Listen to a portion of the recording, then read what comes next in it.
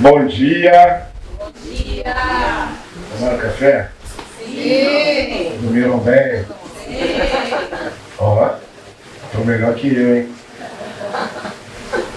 A Casa da Favela é um projeto idealizado pela Agência de Notícias das Favelas que reúne autores, editoras, coletivos e pesquisadores com produção literária e acadêmica sobre e a partir da periferia. E em 2024, volta a Flip, Festa Literária Internacional de Paraty, para mais uma edição. Então, em primeiro lugar, gostaria de agradecer por mais um ano de parceria com a organização da Flip. E dessa vez, a Casa da Favela conta com o patrocínio da Caixa Econômica Federal, a quem agradecemos a confiança em nosso projeto. Por favor, nosso vídeo institucional do nosso patrocinador. O cara de sorte passa a semana inteira rodeado de arte. Sorte tenho eu também. Aqui na Caixa Cultural tem coisa boa e gente boa todo dia. Trarei spoilers de exposições, além de música, dança, teatro, bastidores e programações. Tudo acessível para você e para toda a família. Aqui todo mundo ganha alma de artista, mas também não há quem resista. Por isso, sabe quem é o próximo que a gente quer receber aqui? Você. Vem pra Caixa Cultural. Cultura é pra gente. Cultura é pra todos. Aí, Caixa Econômica, obrigado. Eu acho legal a gente honrar, né, o nosso patrocinador, é isso. Agradecer a parceria institucional da Pró-Reitoria de Extensão da UFRJ, através do LABIC, do Lado Cultura Viva, a Periferia Brasileira de Letras, PBL da Fiocruz, o Instituto Alameda e a Fundação Casa de Rui Barbosa. Então nós vamos dar início a essa mesa, o FRJ da Flip, Ações e Letras. Eu quero convidar a Bárbara, então, para poder chamar aqui a composição da mesa. Muito obrigado. Salve de palmas para a Bárbara. Obrigada, André. Começando mais uma vez agradecendo pela parceria com a Casa da Favela, com a NF, que está recebendo a gente mais uma vez, e que seja uma parceria longínqua aí, que a gente venha mais e mais vezes aí nas próximas edições. Bom, sem mais delongas aqui, vou convidar os participantes da nossa mesa. Vou por ordem alfabética. Então, vou convidar aqui a Ana Paula Moura, diretora da Escola de Educação, da Faculdade de Educação. Eu falei que eu sempre erro e errei de novo. Diretora da Faculdade de Educação e coordenadora do Programa Integrado da UFRJ para a Educação de Jovens e Adultos. Obrigada, Ana, por ter vindo.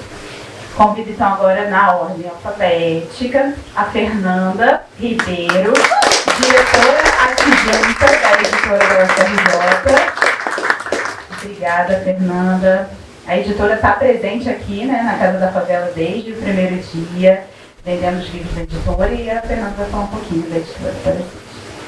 Convido agora a Priscila Magalhães, que é coordenadora de integração e articulação da Pró-Reitoria de Extensão. E, por último, mas não menos importante, Renata Soares, assessora da Superintendência de Integração e Articulação e coordenadora pedagógica, uma pessoa muito espacetada, né? Então é coordenadora pedagógica do Programa Integrado da UFRJ para a Educação de Jovens e Adultos. Então estamos completos aqui. Bom, eu sou Bárbara Tavella, sou superintendente na Pró-Reitoria de Extensão. Né? A nossa superintendência dentro da Pró-Reitoria, ela é responsável pelos grandes eventos. Então, por isso que a gente entende bem quão difícil é produzir uma Casa da Favela, uma Flip, e a gente tem muito orgulho de ver o trabalho lindo que vocês estão fazendo aqui. Mas hoje, nessa mesa, a gente pensou em conversar muito sobre extensão e sobre a editora da UFRJ, para apresentar para vocês. Porque a gente fala em UFRJ, a gente fala em universidade, né, de uma forma geral, universidade pública, a gente sempre pensa, obviamente, no ensino, né? Você vai pensar, né, eu vou fazer o Enem, né, vou fazer o SISU, vou conseguir minha vaga e vou conseguir meu diploma. A gente pensa sempre, né, isso é o que vem à nossa cabeça inicialmente sobre a universidade. Mas a universidade é muito além disso, né, então por isso que a gente quer bater esse papo com vocês e apresentar um pouquinho do que a universidade faz, o que muitos chamam de além dos muros, né, não sei se é bem isso, mas enfim, em todos os lugares que a gente atua e tudo mais. Então, dividindo esse papo aí em dois momentos, a Fernandinha, como eu falei para vocês, está aqui, junto com o Júlio também, servidor da nossa universidade, né, vendendo os livros aqui na casa durante todos os dias de culto. Mas a editora é muito mais do que isso também, né, Fernanda? A gente conversou muito esses dias também sobre como tudo que a editora faz também é, de certa forma, extensão universitária, né? E quando a gente fala em extensão, a gente está falando de quê, né? A gente está falando justamente dessa parte, dessa dimensão da universidade que dialoga com a sociedade, né? Que me parece, não só hoje, como sempre foi, a parte mais importante, né? Então, obviamente, é isso. A gente pensa em graduação, a gente pensa em diploma, mas a gente tem que pensar também em uma formação que não é só essa formal, né? E é isso que a extensão traz também para a sociedade, né? Então, se você não entrou na universidade nesse momento por SISU, por Enem, você pode sim entrar na universidade pela extensão, né? E eu acho que é isso que a gente quer mostrar, por isso que a gente selecionou da parte da extensão alguns projetos, né, de extensão que a gente quer apresentar para vocês, que são ações riquíssimas e que trabalham com a parte da literatura, com a parte da língua portuguesa, né? As meninas aqui vão apresentar o programa de educação de jovens e adultos, o Pri vai apresentar um projeto, e a Fernandinha vai apresentar tudo que a editora também faz, né? Além de extensão, além de todo o trabalho com o livro, que é o grande, é quem a gente está celebrando, né, nessa Flip, são os livros e a literatura. Então, eu passo a palavra para a Fernanda. Vamos lá, começar esse papo. Obrigada, Bárbara. Então, sou Fernanda Ribeiro, estou diretora adjunta da editora FRJ, mas trabalho na universidade há 35 anos. E é muito, em primeiro lugar, eu queria muito agradecer essa parceria maravilhosa com a Casa da Favela. É a segunda edição, nós participamos, tivemos o prazer de ser convidados ano passado pela NF para compor a primeira edição da Casa da Favela na Flip, foi um sucesso maravilhoso. Portanto, é que a gente está aqui de volta, registrando novamente essa parceria forte, que eu acho que vai ser muito duradoura, né? Porque não é só aqui. Essa ação, ela tem um potencial formador muito grande que vai muito além da Flip de Paraty. Então, em primeiro lugar, isso, agradeço demais a EF, a toda a equipe, não vou nominar, porque são todos, gente, todos. Desde do pré-produção até o pós-produção, é um pessoal, uma equipe nota 1000. Bom, para falar eu gosto, adoro ouvir Caixa Econômica, Cultura para Todos, porque também é educação para todos, cultura para todos, educação para todos. E a gente sabe que no Brasil a educação é tardia, assim como a edição universitária. Então, nessa demora que chegou a edição brasileira, para a gente ficar livre do colonizador, para a gente produzir o nosso autor, o brasileiro de origem, a produção acadêmica, técnica, científica e artística brasileira, a edição universitária está dentro desse tema. Ela demorou também, ela é muito tardia. Então, assim, dentro da edição universitária, a gente registra em 1955, a editora da Universidade Federal de Pernambuco. Apesar de que a maioria dessas editoras universitárias se iniciaram na década de 50, né? Isso levantando que a nossa universidade, a UFRJ, tinha o nome de Universidade do Brasil, ela data de 1920, né, que é a união de algumas faculdades isoladas que virou a Universidade do Brasil.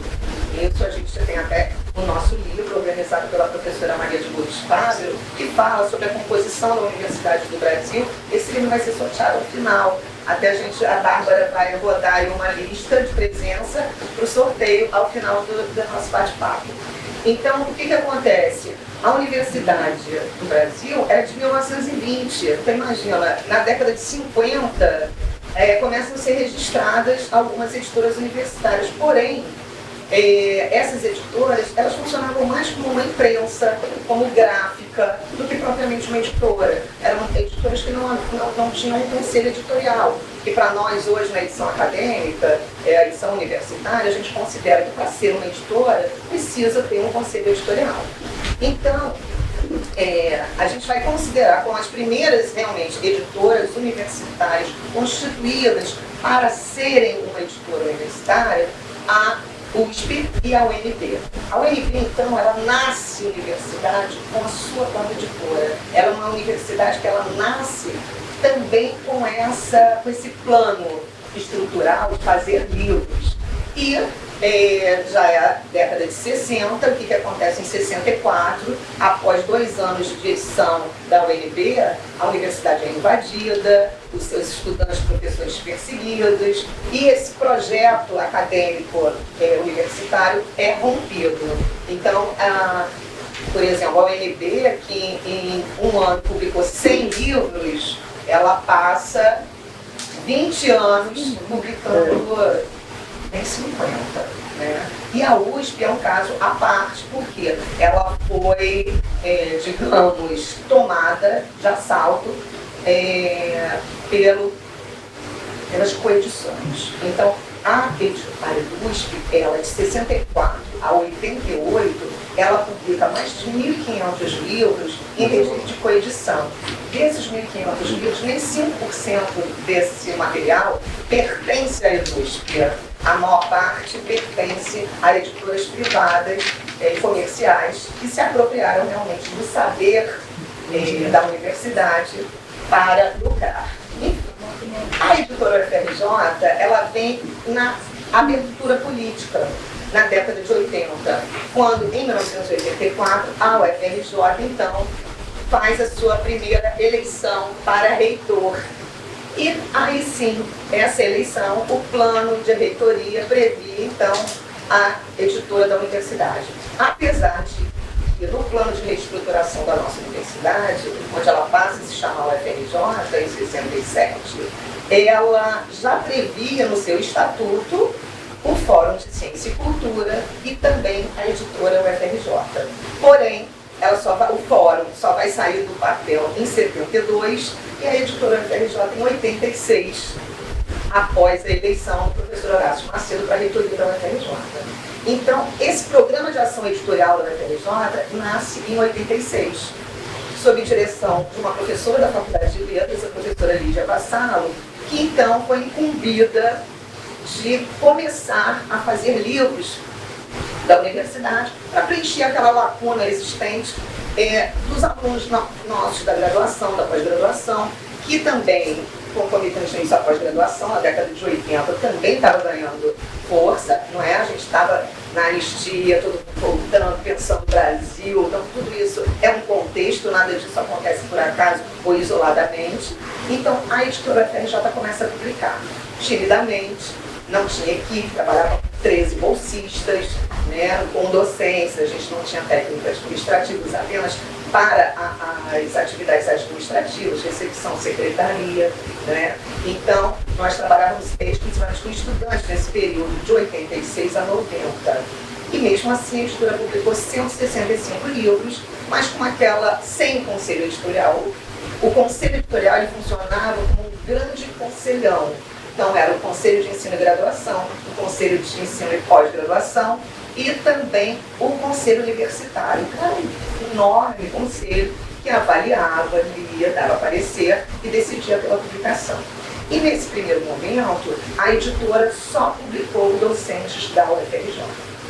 Em 1990, a gente tem um segundo momento da editora, onde a gente passa a realmente compor, como no Estatuto, o Fórum de Ciência e Cultura, tendo consciência de que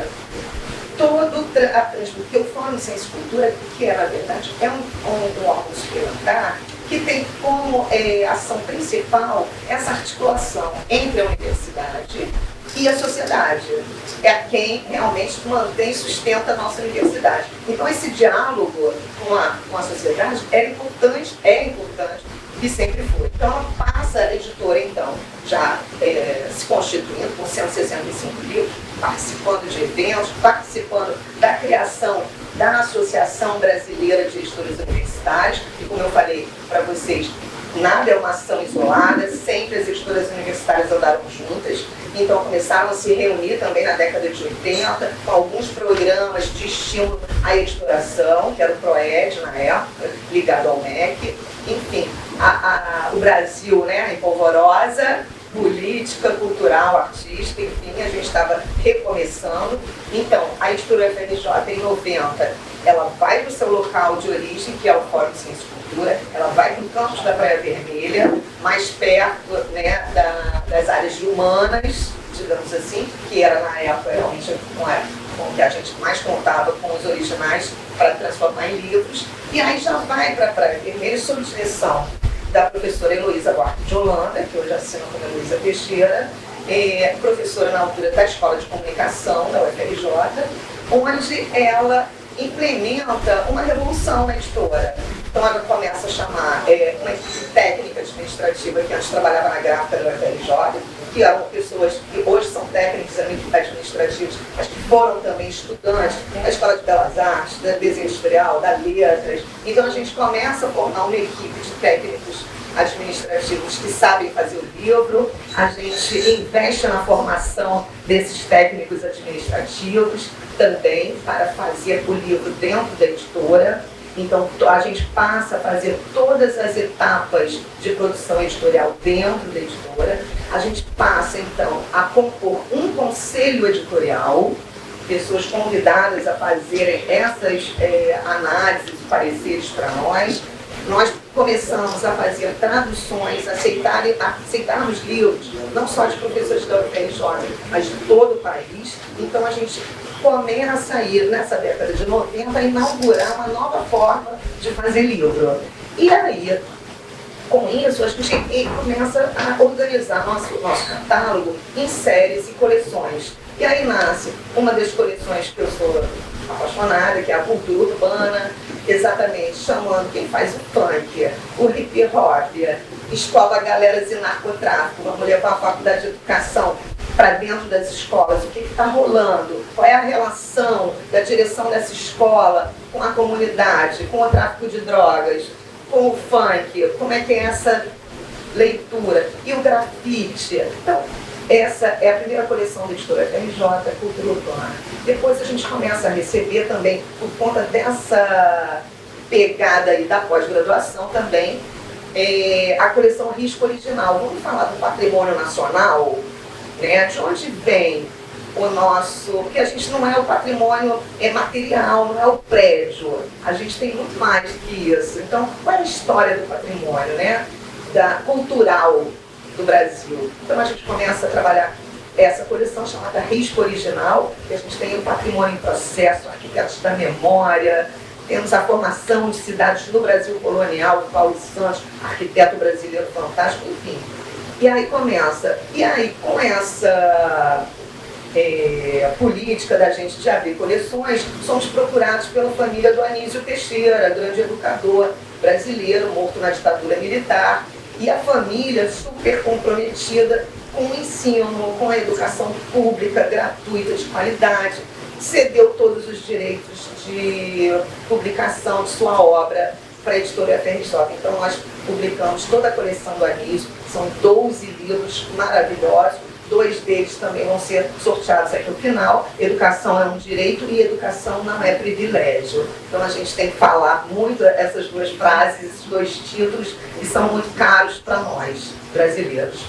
E bom, aí a gente começa a fazer coleções, e aí o Brasil está pulsando também, e a gente tem, então, na década de 90, o governo Fernando Henrique Cardoso, o governo neoliberal, que, quando chega a hora da eleição para reitor, indica o terceiro da lista, o professor Vilhena, que foi o último da lista. Quem foi o vencedor da eleição, o professor Aloysio Teixeira, foi preferido por toda a sua ação política, enfim, na ocasião. Isso também tem um impacto na editora FRJ, como em toda instituição.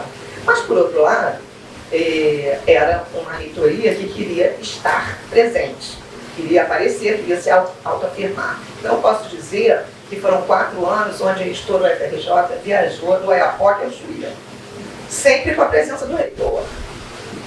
Então, ele acompanhava a editora, não eram só em bienais, eram nos eventos ligados às letras, aos livros e aos eventos acadêmicos, porque tinha, claro, uma política ali também de divulgação daquele pensamento, né? Mas a editora resistiu os 4 anos, publicou, nós ainda na gestão anterior, a gente abriu para os latino-americanos. Então, a gente publicou Néstor Garcia Conclini, Consumidores e Cidadãos. A gente publicou a Beatriz Sardo, Cenas da Vida Pós-Moderna. Enfim, trouxemos autores latinos para discutir essa política latino-americana também, porque a gente faz parte, a gente tem que ter essa intervenção.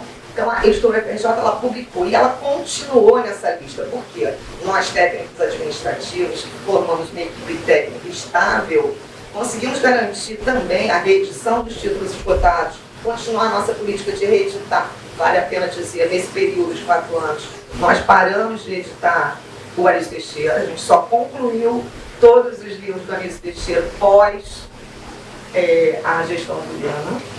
Então, a gente conseguiu, eu vou acelerar, né, porque eu falo muito, eu já entendi. Enfim, e aí, depois disso, passados esses 4 anos, a Luísa Teixeira ganhou, a gente já tem um outro governo de esquerda, o Lula encostou a Luísa Teixeira, primeiro candidato da lista, e a gente tem Carlos Nelson Coutinho, um filósofo e tradutor de Gramsci, que traz para a editora também uma publicação de viés marxista, pensamento crítico. A gente lança a coleção Pensamento Crítico a fim de discutir, de refletir criticamente tudo que é o momento que a universidade e o Brasil estavam vivendo. Então, depois a gente tem aqui que a gente chama do papel social, a divulgação, que é essa introdução da editora UFRJ em grandes eventos. E os programas de formação. Então, assim, a gente vai para Duque de Caxias, a gente convida as escolas da região, a gente traz para dentro da universidade, a gente mostra o que a gente está publicando, a gente faz sorteio de livros, a gente trabalha com os professores na questão da ação de formação potencial que tem a universidade e a editora. Então, assim, nesse caminho, a gente chega até aqui. Então, esse momento para nós hoje é muito importante, porque, inclusive, a forma de captar originais para publicação na editora, ela mudou. A partir de 2019, a gente trabalha com mais uma política de resistência, com os editais de publicação, começando a visualizar que a nossa universidade mudou. A nossa universidade hoje é mais diversa, ela não é mais da elite branca. A gente, então, abriu novos editais, a gente colocou os nossos livros em acesso aberto. Hoje, quem ganha o edital tem 2 compromissos. Um é colocar o seu livro em acesso aberto. Uma coisa não tem nada a ver com a outra. Quem quer ter o livro impresso, vai lá e compra. Mas quem não pode, vai no nosso site, vai no repositório institucional e lê o livro gratuitamente. Então, esse é o nosso compromisso como universidade pública.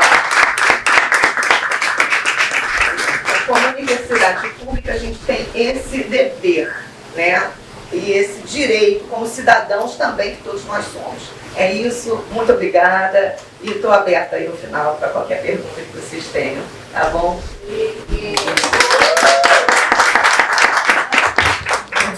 Obrigada, Fernanda. É a história, né, vivíssima da editora da UFRJ. É tão importante a gente ter ela com a gente na comunidade e poder conhecer toda essa história lindíssima da editora. E como vocês podem ver, eu falei que a gente dividiu em 2 momentos, né, editora e extensão, mas a editora também é totalmente extensão universitária, né? Então, é uma divisão metodológica, eu diria. Estou com as meninas da educação, é sempre difícil, mas é um pouco metodológica, didática, não sei.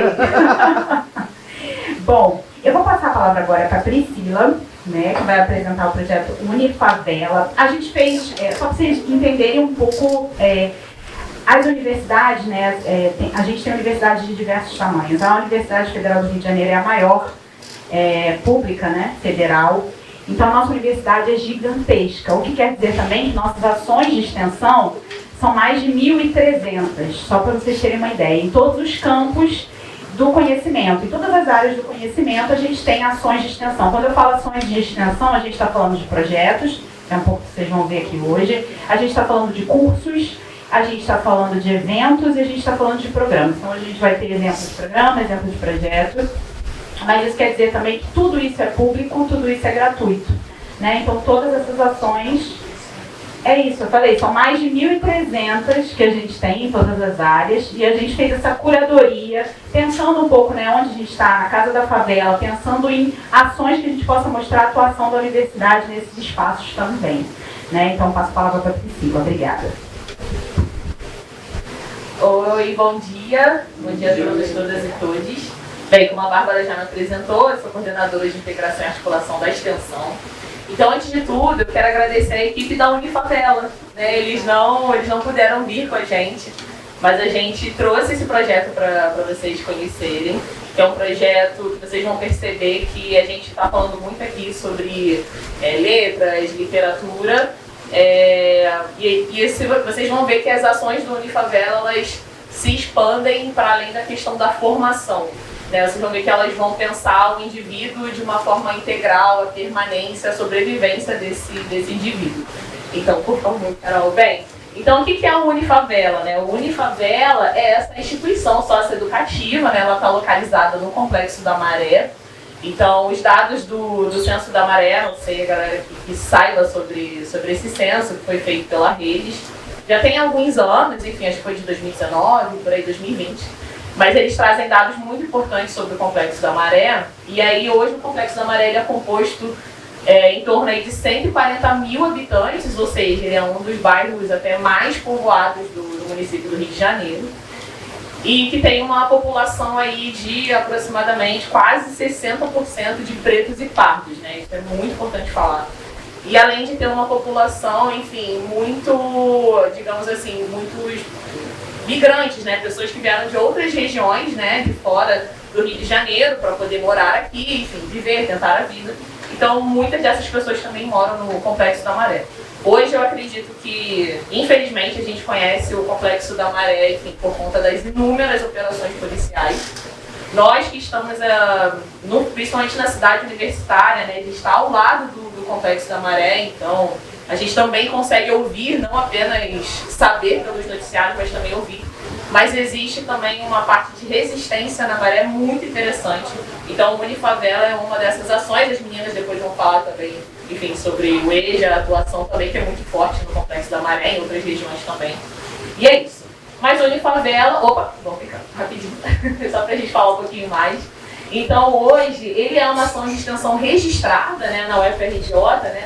E ele tem essa missão principal, que é impulsionar os jovens e adultos favelados para que tenham acesso ao nível superior, mas não só a ter acesso, mas eles têm também essa função de uma educação libertária. Eu acho que é muito importante quando a gente fala de educação, e as meninas vão falar com certeza com muito mais propriedade do que eu sobre Paulo Freire. Então é isso, assim, a Unifavela tem essa questão desse tipo de formação para a liberdade. E aí, antes de passar, Carol, para o próximo, a gente falar dos programas e ações, ao final a gente vai deixar os contatos da Unifavela para vocês terem acesso ao projeto.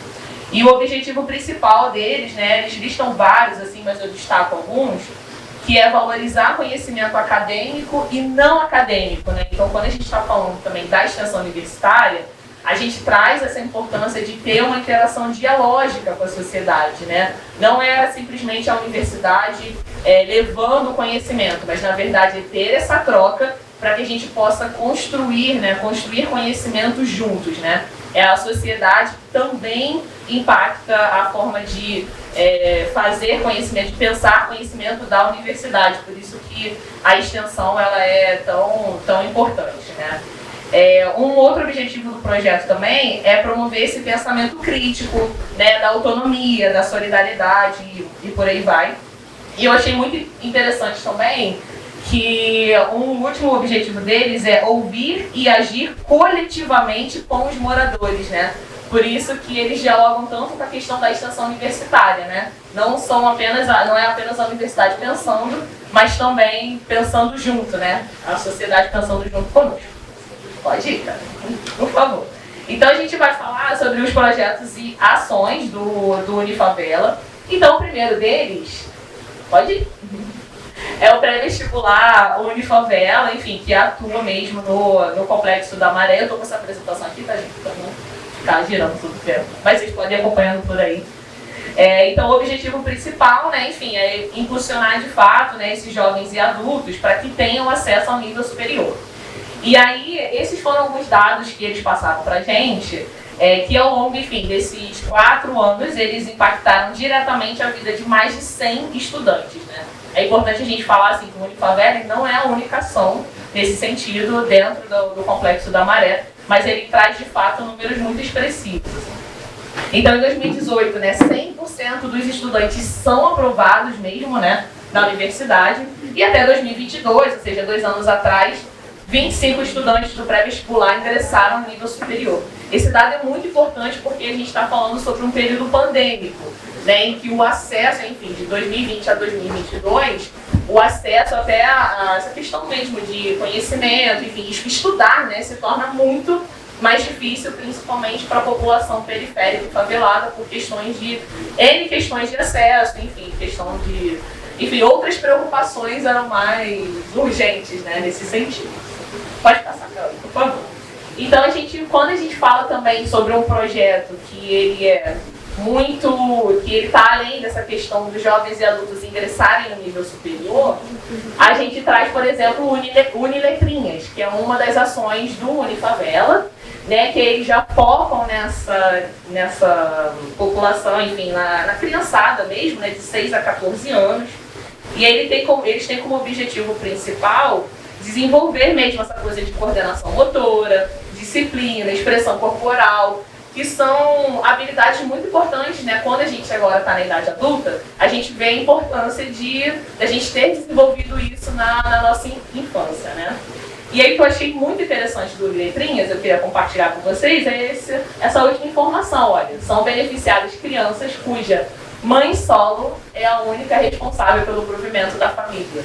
Ou seja, é o projeto pensando especificamente nessa, digamos, nesse segmento, que é um segmento que nós sabemos que é muito grande, né? A quantidade de mães que realmente são as provedoras da família. Próximo, Carol, por favor. Bem, o próximo é a Bolsa Carolina de Jesus, enfim, que tem como objetivo mesmo, né, fornecer as condições necessárias. A gente, como universidade, a gente pensa muito sobre a questão do acesso, mas existe também além de discussões, existe uma luta também dentro da própria universidade sobre as questões de políticas de permanência, né? Como a gente faz? Beleza, o aluno ele chegou na universidade, mas como esse aluno vai se manter na universidade, né? Como ele vai ter as condições, enfim, para que possa de fato desenvolver, ter boas notas, ter de fato um bom aprendizado, que isso faz muita diferença mesmo ao longo do desempenho acadêmico dele. Então, o Unifavela ele tem essa questão, né, da Bolsa Carolina de Jesus, que é isso, para que eles possam dar continuidade aos estudos. E aí eles trazem os dados de 2021, que a ação contempla, então, 5 estudantes com R$200 durante todo o segundo semestre. Então, a gente está falando aí, 2021, para nós da universidade, é quando a gente começa a pensar um pouco como sair da pandemia e tentar voltar para um mundo que, na verdade, já não é mais o mesmo de antes, né? Não é mais totalmente presencial. Mas aí, como ficam os alunos dentro desse contexto? Então, o Unifavela pensou nisso com a Bolsa Carolina de Jesus. Próximo, Carol, por favor. Então, tem também o Brinque Leitura, né? Que é esse foco no hábito de leitura. E aí eles doam livros e brinquedos, mas eles colocam o negro como protagonista, né? Com esse objetivo também de amplificar a diversidade racial brasileira. E aí a Unifavela já presenteou mais de 700 crianças. Ou seja, é muito importante também para que essas crianças elas conheçam autores negros, né? Elas leiam sobre isso, sabe? É a forma também delas se identificarem e saberem, poxa, que bacana, eu também posso chegar lá. Pode ir, Carol? Então, a Maré de Natal, né, a gente falou muito sobre a questão das mães solo, né, enfim, uma das ações do Unifavela. E aí, quando eu falei lá no início, olha, o Unifavela pensa essa questão do indivíduo, né, de uma forma integral, né, não apenas para a questão do ensino, da formação. É isso, o Maré de Natal é um exemplo desses, né, que eles doam cestas básicas para as famílias que se encontram abaixo da linha da pobreza, né, no território da Maré. E eles trazem já um dado, né, enfim, ó, já no final que eles já conseguiram doar mais de 1 tonelada de alimentos para mais de 50 famílias. Então é isso, né, é uma forma também de garantir, inclusive, a participação das crianças, dos jovens e adultos dentro do projeto também, né? Além da questão da sobrevivência, é também garantir que eles continuem participando e contribuindo dentro do Unifavela. Pode ir, Carol. E aí, como última ação que a gente trouxe, para vocês conhecerem, foi um ciclo de formação que eles fizeram, né? Enfim, foi em 2020, e teve esse tema, né? Diálogo sobre educação popular, e as meninas vão poder super aprofundar nesse tema. Que aí foi um evento online, enfim, teve palestras e por aí vai. Então, é também uma forma de deles conversarem, né? De ter diálogo sobre esse assunto, né? De refletir sobre. Então, esses espaços, né? Os ciclos de formação, eles são muito importantes nesse sentido. Acho que essa foi a última. Pode ir, Carol. Então é isso. Olha, o site deles, né? unifavela.com.br. Eles tiveram um documentário há pouco tempo, está disponível no canal deles no YouTube, produzido em parceria com o Intercept Brasil. A gente só não trouxe porque era um documentário assim, aproximadamente uns 7 minutos, então ficaria um pouco longo.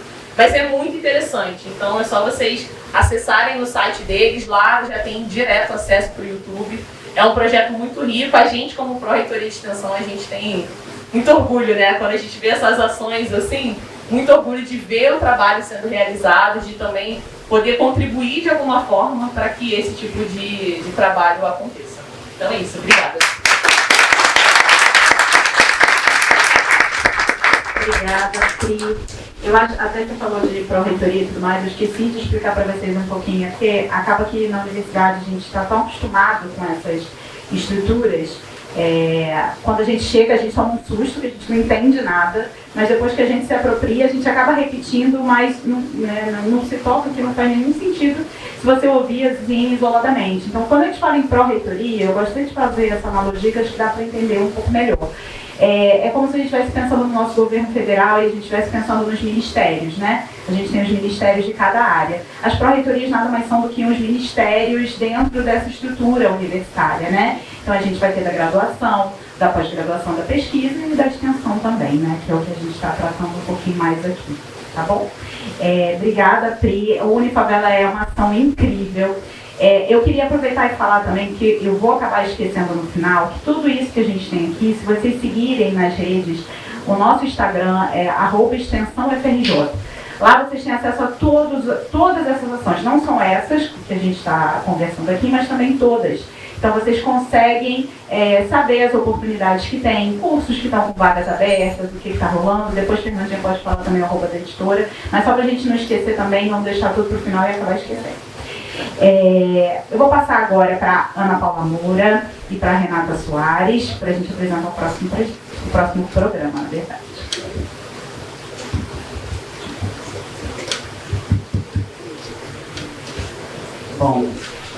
Bom dia, pessoal.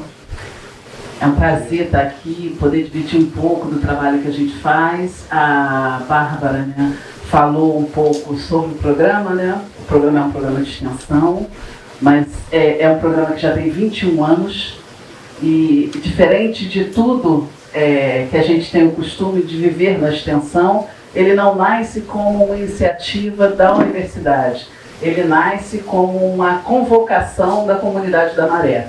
A gente vai falar um pouco sobre o programa, mas antes, né, Renata? A gente quer convidar vocês a assistir um pequeno vídeo de 1 minutinho. Eu queria só, antes de passar o vídeo, né, agradecer, dizer que a gente está muito feliz, né, de estar aqui apresentando o programa. Eu e a Ana Paula, a gente tem a oportunidade de dar o programa há 21 anos, né, nesse programa. Então, assim, a gente é muito suspeito de estar aqui falando do programa, mas a gente quer começar mostrando um vídeo e depois a gente vai comentar um pouquinho de como foi a produção desse vídeo.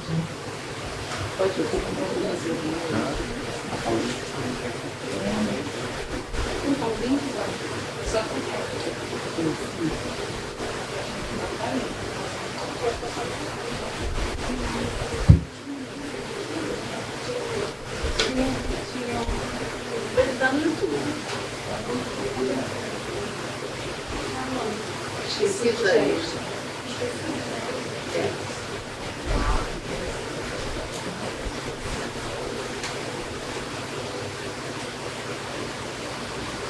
Não.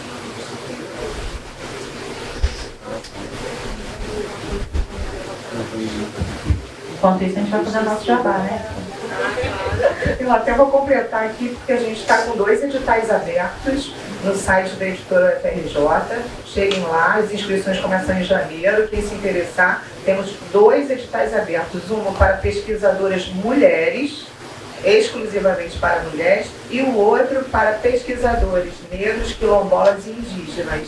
Então chega lá no nosso site, www.editora.frj.br, e o nosso Instagram, acompanhe, curtam, compartilhem, @editora.frj. Estou precisando de um livro, não estou encontrando. Manda um direct pra gente. Olha, gente, estou sem dinheiro, quero desconto.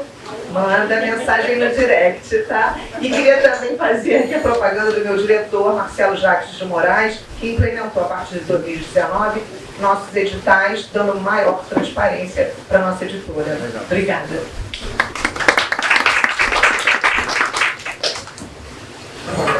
Então, gente, atividade que a gente contratou hoje. Maria, você fez a sua?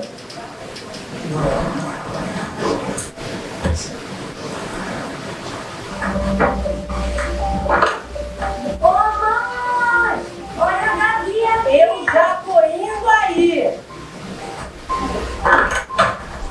Mãe, tô com fome! Peraí, já tô indo, só um minuto. Mãe, eu tô com fome agora! Tá falando da comida? Ô, José, vou preparar pra você, José. Ó, Sil. As crianças, José!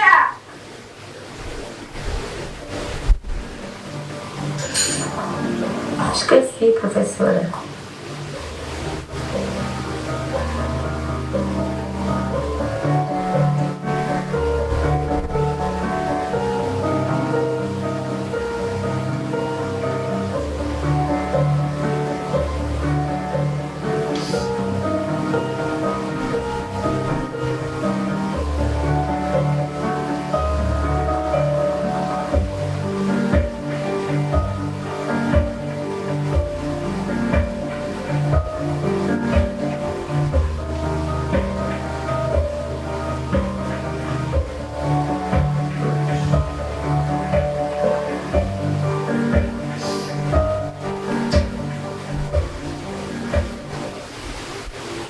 Bom, esse foi um curta.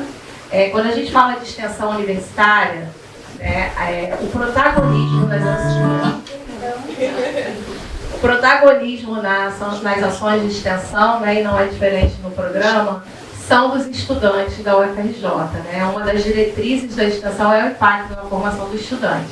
Então, esse vídeo ele foi produzido pelos extensionistas do programa, né? A professora é a Mídia, que é a nossa bolsista, e a aluna da EJA, a estudante da EJA, e o esposo dela são pais de 2 bolsistas nossas, e eles produziram isso na pandemia, né? No finalzinho da pandemia. Com o celular. Né? E a gente fez, o trabalho é muito colaborativo, né? A gente tem reuniões às sextas-feiras, e aí tivemos a ideia em uma dessas reuniões, né? E aí fizemos o roteiro coletivamente e prontamente a mãe da Isabela e o pai da Isabelle. A Isabelle, ela foi nossa bolsista também, não é mais. Ela é da área de história, mas hoje ela trabalha, né, com produção, audiovisual, enfim. A Isabelle, que está, sem ser essa Isabelle que está no vídeo, tem uma outra Isabelle que hoje é do programa, que está fazendo a monografia dela também com produção audiovisual, a Isabela também pode falar sobre isso. Então foi isso. E assim, a gente teve já uma repercussão, né, desse vídeo, já tem sido usados em aulas, né, para debater a questão do sujeito da EJA. Quem são esses sujeitos da EJA, né? Esse esquecimento, né, que ela tem toda aí camadas, e então a gente trabalha muito isso. A gente tem também o curso de formação que a gente trabalha muito isso, né? Quem são esses sujeitos da EJA? Quem são essas pessoas? E os nossos extensionistas também tem esse papel de refletir, né? Não só de estar atuando com a gente, mas de produzindo também, né? Muitos produzem suas monografias de graduação, refletindo sobre essas questões da educação de jovens e adultos, né? E é isso. Aí agora a gente vai falar um pouco da história. Deixa eu só voltar um pouquinho no vídeo. Volta. Porque assim, quando a gente discutiu, é importante, a gente sempre deixa passar até o final para a gente mostrar os créditos, porque foram muitas pessoas envolvidas. A gente teve uma pessoa que, na verdade, sai da área de história a partir desse vídeo e vai trabalhar com cinema, que foi a Isabelle, e ela fala que ela nunca vai sair da área de história, mas na verdade hoje ela trabalha com produção de vídeo. E a ideia inicial era que a gente pudesse ter alguma coisa que a gente estava chamando de pequenas pílulas, que fosse uma pancada, um alerta para o que é a educação de jovens e adultos nesse país. E que isso pudesse ser um detonador de discussão nos espaços formativos. Então, nessas reuniões que Renata fala de sexta, né, a gente se reúne, a gente discute concepção, a gente pensa roteiro e a gente tem uma equipe que vai tentar materializar esse roteiro e a partir do material bruto a gente vai refinando para chegar nesse resultado final. Então, a ideia era justamente essa. A gente tem a intenção de produzir novas, já temos várias temáticas para essas pílulas, mas a educação de jovens e adultos envolve isso, né? Os esquecidos, que na verdade a gente dá um duplo sentido com esse título, né? Essa culpabilização que esses sujeitos vão assumindo, vão se colocando no lugar daqueles que foram culpados por não terem tido direito à educação garantida, e ao mesmo tempo como é que esses sujeitos são esquecidos na sua existência, na própria forma como conseguem estar em sala de aula e como é que a sala de aula esquece disso. Porque manda um trabalho para casa para uma mãe que está ali no seu momento tentando dar conta de cuidar de filho, cuidar de marido, cuidar de casa, com a violência que vive nesse espaço da residência e ao mesmo tempo um trabalho de casa para entregar. Então, que escola é essa? Como é que essa escola pensa, esse sujeito? A ideia era um pouco essa. E saiu esse vídeo que a gente já vem divulgando em alguns espaços, vem trabalhando nos espaços de formação, principalmente.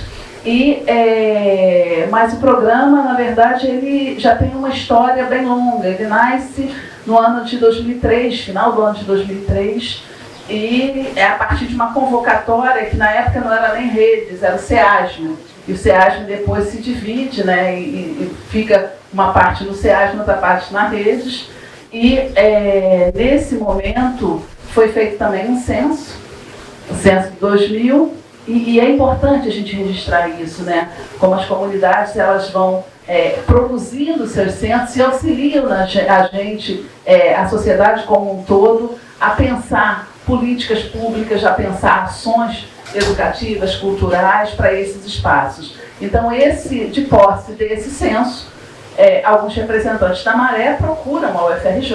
Na época a gente usava a logo Universidade do Brasil e falava, bom, vocês estão dizendo que são Universidade do Brasil, a gente está aqui do lado, com alto índice de analfabetismo, o que vocês vão fazer para ajudar a gente? E aí, convocada pela comunidade, a UFRJ faz um movimento de chamar diferentes unidades acadêmicas. Na época eu fui pela Faculdade de Educação, com mais de 2 professoras, mas tivemos várias unidades acadêmicas respondendo, no Instituto de Matemática, Escola de Serviço Social, a própria Pró-Reitoria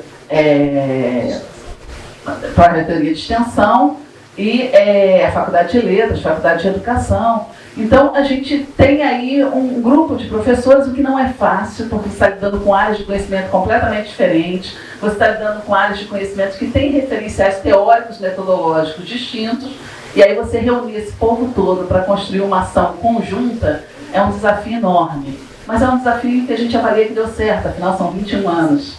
Então, a Bárbara falava um pouco sobre as ações, né, que a gente tem na extensão universitária. Então, assim, o programa, a característica dele é justamente essa, porque ele consegue unir, Renata falou do curso, né? Todo início do ano a gente tem um curso de formação, que mais de 50% das vagas necessariamente são para a comunidade externa, e a gente tem também o pessoal da comunidade interna fazendo, mas as vagas, a minoria é para a comunidade interna, que a gente está chamando de comunidade interna aí os servidores, os estudantes, e a comunidade externa justamente o povo que não está na universidade. E aí, nesse momento, entra aquilo que a Bárbara falou logo no início, a possibilidade de estar estudando, fazendo um curso na UFRJ, sem necessariamente estar fazendo uma graduação, mas estar participando disso. A gente tem também o projeto, né, que é o projeto de alfabetização, das oficinas pedagógicas, biblioteca itinerante, que são vários projetos que integram, né? E temos também o evento, que quando a gente vai pensar na alfabetização, a gente não está trabalhando na perspectiva, na codificação e decodificação. A gente está trabalhando na perspectiva freiriana, entendendo aí esse processo alfabetizador como uma articulação também, numa perspectiva de que essa pessoa não só leia a palavra, mas que ela também possa fazer uma releitura do mundo a partir da discussão nesses espaços. E aí a gente tem um evento que tem periodicidade bienal, que é o pré-colóquio internacional Paulo Freire, uma articulação com o Centro Paulo Freire, que está ligado ao UFPE, Centro Paulo Freire de Estudos e Pesquisa, que está ligado ao UFPE. Então a gente consegue estar aí com projetos, com evento e com curso, e constituindo aí esse programa que já dura 21 anos.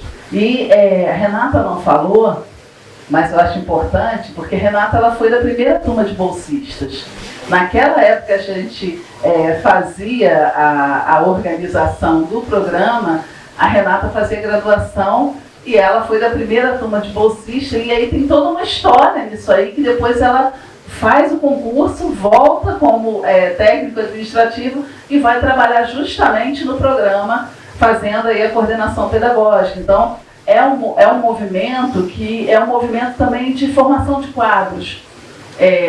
Eu lembro que algum tempo atrás eu cheguei no fórum de EJA, e aí uma professora do fórum, eu era uma das coordenadoras do fórum, tinha uma coordenação colegiada, e a coordenadora pegou e falou assim: olha, eu queria falar uma coisa para você que eu acho que vocês merecem ouvir isso.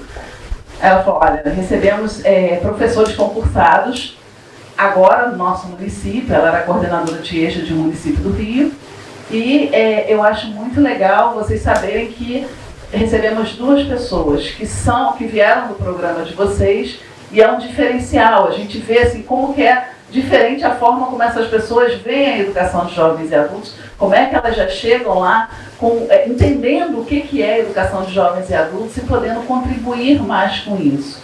Eu acho que você podia falar um pouco, Renata, da nossa sessão dos eventos. Sim, como a Ana falou, né, eu tive a oportunidade no meu último ano de graduação em participar, né, do programa de extensão. Na época, hoje, a extensão universitária ela faz parte do currículo dos estudantes da graduação. Então, o estudante de graduação hoje, ele precisa compor sua carga horária, né, do curso em atividade de extensão. Quando eu me formei, foi um pouquinho tempo atrás. Foi no ano que, um ano depois que surgiu o programa, a extensão não era obrigatória. Então eu tive a sorte, né, a oportunidade no meu último ano de graduação poder experienciar essa experiência, né, na minha formação. E eu digo que foi assim o diferencial, né, assim, na minha formação. Eu não consigo pensar, eu sou formada em pedagogia, né, sou pedagoga, e não consigo imaginar a minha atuação, né, eu trabalhei em outros níveis, em outras modalidades, sem ser a educação de jovens e adultos, e mesmo assim a formação em educação de jovens e adultos teve um impacto nessa minha formação, né? Tanto trabalhando com as crianças, como trabalhando numa escola técnica, que eu trabalhei também no Cefet. Então, a gente vê como é importante, né, a formação, a extensão, e inclusive, né, que não é só na formação do professor. Porque, como a Ana falou, eles receberam, né, os estudantes que tinham sido passados pelo programa na Secretaria Municipal de Educação. mas a gente vê que muitos que vão atuar na educação de jovens e adultos não têm a formação específica para atuar na educação de jovens e adultos, porque os cursos de graduação nem todos. Então, a UFRJ hoje, a pedagogia já tem, né? Disciplina, prática de ensino em EJA, mas as outras licenciaturas não, né? Só uma disciplina optativa, né? E mesmo assim não aparece para todos os cursos semestralmente, cada semestre é para um curso diferente. Então, eu achei importante, né, falar isso, como foi fundamental essa atuação da extensão, e dizer que a gente participa desde a criação do programa, nos eventos de extensão também da UFRJ, né? Na Semana Nacional de Ciência e Tecnologia, que vai acontecer semana que vem no campus do Fundão, o programa, acho que desde a primeira semana, a gente trabalha, e aí, mais uma vez eu falo, os nossos extensionistas produzem, planejam, né, oficinas pedagógicas, jogos didáticos interdisciplinarizados. E como a gente normalmente faz essas oficinas, aí depois vocês vão ver um pouquinho, as oficinas que a gente leva para as turmas de EJA, infelizmente hoje a gente não tem uma turma específica do programa, mas já chegamos a ter 30 turmas de alfabetização na Maré, Parada de Lucas, Cidade Alta, Manguinhos, Ilha do Governador, a gente chegou a ter 30 turmas de alfabetização de EJA, mas aí com a pandemia a gente, né, não conseguiu retomar essas turmas. Posso falar um pouquinho sobre isso? Eu acho que esse é o momento também da gente poder falar uma questão que é latente para a gente. Porque a gente teve a pandemia, mas antes da pandemia a gente já estava diminuindo as turmas por conta dos diversos cortes que a extensão universitária vinha sofrendo. Não só a extensão, né, como a universidade como um todo, isso vai se reverter aí também nos cortes de verba, a contenção orçamentária que a gente vem sofrendo com relação às ações de extensão. A gente tinha, por exemplo, quando o programa criado em 2003, a gente tem o PROEST, que é uma linha direta de financiamento para a extensão universitária. E essa linha possibilitou que a gente tivesse, num determinado momento do programa, 50 extensionistas. 50 extensionistas, bolsistas, entrando em diferentes favelas e trabalhando com a educação de jovens e adultos. Porque quando a gente fala de EJA, não dá para a gente esquecer que a gente está falando de cerca de 11 milhões de pessoas ainda não alfabetizadas no nosso país. É muita coisa. Se a gente pensar que tem pessoas fazendo viagens de lazer à Lua, se a gente pensar que todo mundo aqui, pelo menos, tem um celular, é muita loucura a gente conceber que pessoas da nossa sociedade ainda não saibam ler e escrever e isso seja visto de uma maneira quase que naturalizada. A gente vem perdendo o poder de se indignar, o poder de se espantar e vem com muita força essa assunção da culpabilização por parte dos estudantes. Eles não têm o direito à educação garantido e são responsabilizados por não terem esse direito. Então, assim, é importante a gente ressaltar a necessidade, né, de formação para trabalhar com a educação de jovens e adultos, até para a gente poder desconstruir essa ideia dos próprios alunos, que vão fazendo uma reprodução de que, de fato, eles são responsáveis por não terem o direito à educação. E aí, essa restrição orçamentária fez com que a gente tivesse um outro movimento, que é um movimento também, que a gente sempre fazia o movimento de levar os estudantes para a universidade e ir com os estudantes para as favelas. Com a retenção, com os cortes orçamentários, a gente acaba fazendo um movimento de trazer mais os alunos do que de ir. E aí, nesse movimento de trazer mais, a gente tem tido experiências muito interessantes. Nós fizemos ano passado, a gente vai mostrar daqui a pouco aqui, algumas oficinas, e uma das oficinas, por exemplo, foram com estudantes de escolas públicas, né, da Cidade de Deus. E aí você tinha, numa mesma turma, mulheres de 50, 60 anos e jovens de 15, 16 anos. E as percepções que eles tinham a partir da oficina que nós estávamos trazendo, que era o direito à cidade, eram completamente distintas. A preocupação daquelas mulheres na condição, algumas de mães, outras de avó, olhando aqueles jovens e falando, não, fala para elas, como é que é difícil vocês conseguirem sair e entrar sem ser abordado pela polícia, fala para elas como é que é difícil chegar de noite. É assim, a gente está falando do direito à cidade, mas a gente tem direito nem à nossa casa. E aí a gente discutindo um pouco com eles a percepção disso. E eu lembro de uma primeira atividade que nós fizemos, que foi uma festa junina, no ano de 2004, eu acho 2005, que a gente levou alguns estudantes para o UFRJ, para o Fundão. E aí nessa atividade teve um senhor que encostou, assim que ele desceu do ônibus, ele encosta no ônibus e começa a chorar. E aí eu vou e chamo a alfabetizadora, falei, vamos lá gente, quem é a alfabetizadora? E na época eu já era coordenadora, né? Porque quando eu chego nesse programa, na verdade eu venho de uma outra experiência. E por isso eu acabei indo para a coordenação, porque eu trabalhei 11 anos dentro da Constituição Civil alfabetizando operário. Então, quando eu chego à universidade como professora, eu já tenho essa experiência da Constituição Civil, do Sindicato da Constituição Civil. E aí eu chamo a alfabetizadora, a gente vai lá conversar com aquele senhor que estava chorando, e eu pergunto se ele está passando mal. Aí ele vira e fala que não, que ele só está muito emocionado, porque ele trabalhou na construção da cidade universitária, só que ele saiu de lá junto com a sujeira da obra. E depois disso ele nunca mais tinha voltado. E pela primeira vez ele voltava naquele lugar, e ele batia na blusa que a gente tinha, que às vezes fica parecendo assim, isso é clientelismo, mas uma blusa que tinha logo da UFRJ no braço, e tinha o símbolo do programa na frente, e ele bate assim na logo e fala assim, hoje eu estou voltando com isso aqui. Hoje eu sou parte, de alguma forma, eu sou parte disso aqui. Então, assim, o papel da universidade naquele momento, a força, não só para aquele senhor que estava emocionado e que chorava, mas para os nossos meninos, para eles poderem entender a responsabilidade que é a gente entrar para alfabetizar um adulto que teve uma vida inteira de negação de direito. Essa responsabilidade, cada educador, no seu processo formativo, tem que ter claro. A gente não está formando simplesmente para dar um curso acelerado. A gente está formando para trabalhar questões humanas. A gente está formando para garantir o direito de pessoas que tiveram uma vida inteira de negação. Então a nossa responsabilidade é muito grande. Eu costumo dizer o seguinte, a sociedade já errou muito com esses sujeitos. Nós não podemos nos dar o direito de errar. Nós temos uma responsabilidade imensa. E o programa precisa honrar essa responsabilidade. Então, assim, tudo que a gente constrói no programa é pensando nisso. É pensando nessa responsabilidade.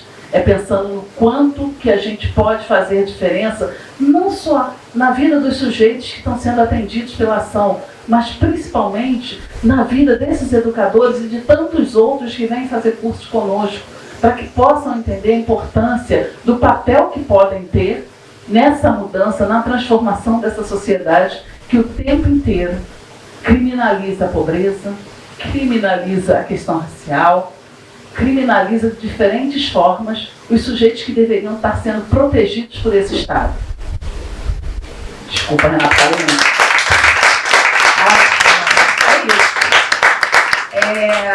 Não, a Ana fica falando aqui, fica passando um filmezinho na minha cabeça aqui, que se desse a gente ficar aqui, já acabou, eu sei. De tanta coisa que a gente já conseguiu produzir, né, no programa. Então a gente queria só mostrar aqui para vocês algumas imagens. Está funcionando o link? Você puxou? Tá. Algumas imagens, algumas oficinas que a gente desenvolve, tanto nas escolas. Então hoje a gente, além de levar os estudantes da EJA, os educandos da EJA para dentro da universidade, a gente também faz parceria com algumas escolas que tenham EJA, né, escolas municipais, que tem turmas de EJA, e a gente leva essas oficinas em diálogo com os professores da escola, né? Aí eu estava falando da Semana Nacional, a gente participa da Semana Nacional há alguns anos no Fundão, e também, desde 2017, a gente tem a Semana Nacional nos territórios, que a gente faz as oficinas numa escola da Maré, numa escola de Manguinhos, e a gente também, o programa também está lá, mesmo não sendo o público da EJA, mas a gente consegue mostrar que a gente consegue, o que a gente produz, pensando Paulo Freire, pensando a educação popular, né, pensando a interdisciplinaridade, a gente consegue fazer também esse diálogo com a educação, com o ensino fundamental, né? E aí a gente queria mostrar para vocês aqui um vídeo que tem algumas imagens de algumas dessas oficinas que a gente já elaborou, né? Inclusive com algumas obras literárias, a gente conseguiu, a partir de obras literárias, pensar oficinas para dialogar e discutir com os estudantes da EJA.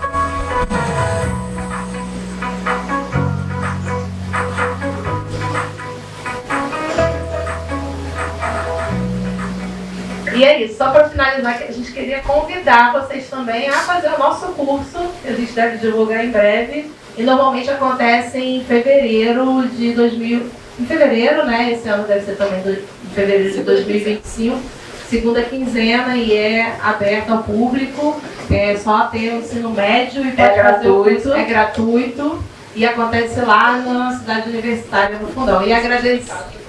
Com o certificado da UFRJ, bem lembrado, Priscila. E dizer mais uma vez que a gente está muito feliz de estar aqui hoje. Obrigada. Agradecer a vocês e convidar todo mundo a curtir lá o nosso @eja.ufrj.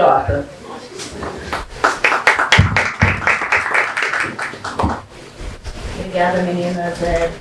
Vocês foram falando essa coisa na formação, né? Eu venho da Letras, né? Eu fiz licenciatura e bacharelado em Letras e, de fato, na graduação, eu fiz na UERJ, eu não tive nenhuma disciplina sobre educação de jovens e adultos, né? Imagina você chegar numa sala de aula, né, sem as ferramentas, sem entender, sem estudar, sem pesquisar, enfim, tudo que envolve, né? É emocionante ver o programa e tudo que já realizou. Eu vi ali a fotinho só para fazer essa conexão também com o tema da Flip, né, pensando aqui agora, a gente está falando de cronistas do Rio, né, os coordenadores das ações de extensão são também cronistas do Rio, né, porque é isso, a gente está trabalhando com a cidade, né, com tudo que é vivo, ações que se transformam a partir do diálogo entre os participantes, né, então acho que a extensão também consegue ser uma cronista aí desse Rio de Janeiro, né, de certa forma, e isso é muito bonito. Eu vou apresentar para vocês a última ação que a gente fez nessa curadoria. Como vocês viram, é muito difícil para nós fazer essa curadoria, porque são muitas ações incríveis, assim, e emocionantes, né? Mas essa ação, quando a gente pensou aqui na Flip, foi uma ação que veio muito forte para mim, porque a gente recebeu, a Renata estava até lembrando disso, né?